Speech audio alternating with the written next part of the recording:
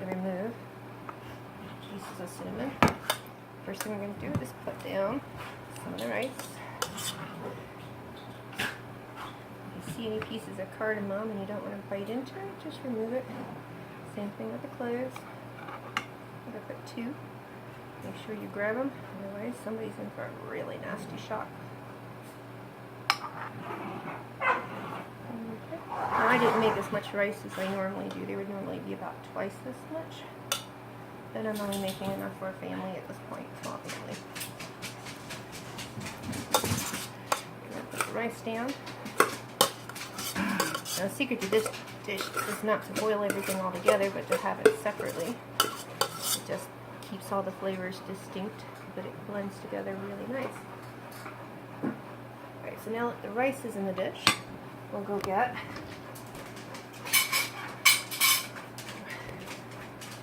this is our nuts and our chickpeas and our fried caramelized onions and our fried potatoes. I'm going to make sure that that gets spread around.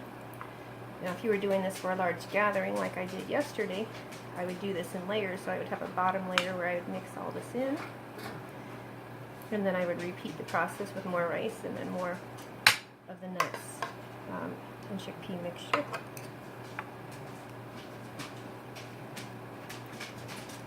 We're going to save the egg, which I have in here, for the very top as a kind of decoration. There we go, but we can add some of the potatoes in there. And maybe we'll save some of the nuts also for the top as well.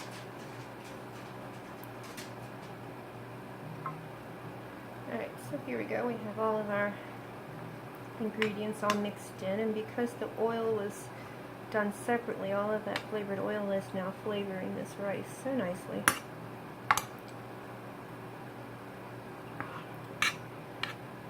Which again is the advantage of cooking it separately as opposed to boiling it all together. Alright, and then once I have that part done, now we have the sauce. So over here we have that lovely sauce that we cooked up, and I just need to get a serving spoon, and we're going to take that sauce, which is the tomatoes and the tomato paste and the seasonings that we put in it, and we're going to just mix that all through. Definitely don't want to just pour it all in. It kind of gets all soppy. You want to make sure that the consistency is just right. So anything that we have left over in the soup, in the stew department over here, can be saved for another meal or just to be served on top of the biryani. Now there's also some larger pieces of chicken in there, which I will add as soon as all of this is mixed in together.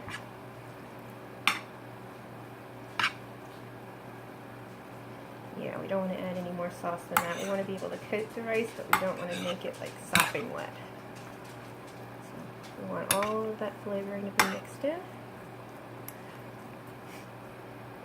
All the rice coated. And that is looking really, really good. There's nuts to add flavor and texture. Not too many tomatoes, but enough. And then what we'll do, add some of the chicken pieces for the top. There we go.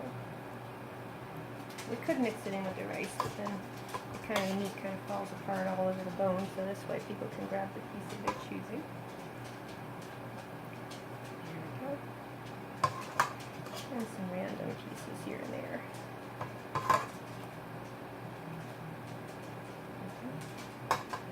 And this meat's been stewing for quite a while, so it should be really, really tender. There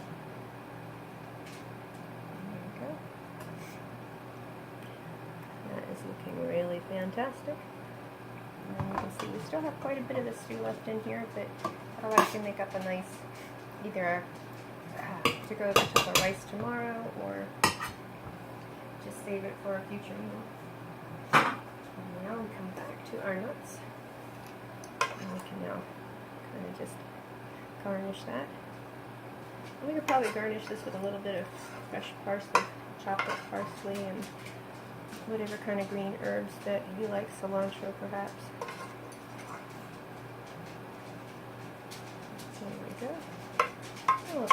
egg right there in the middle. Usually there's a big fight over it, so I usually make a couple at least so that everybody can have their own. Okay. There's my version of biryani. Just kind of a mix of different recipes, actually, from the Indian recipe.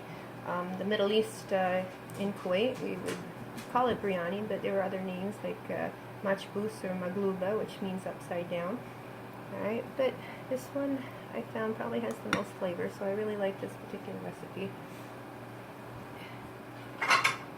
And there you have it.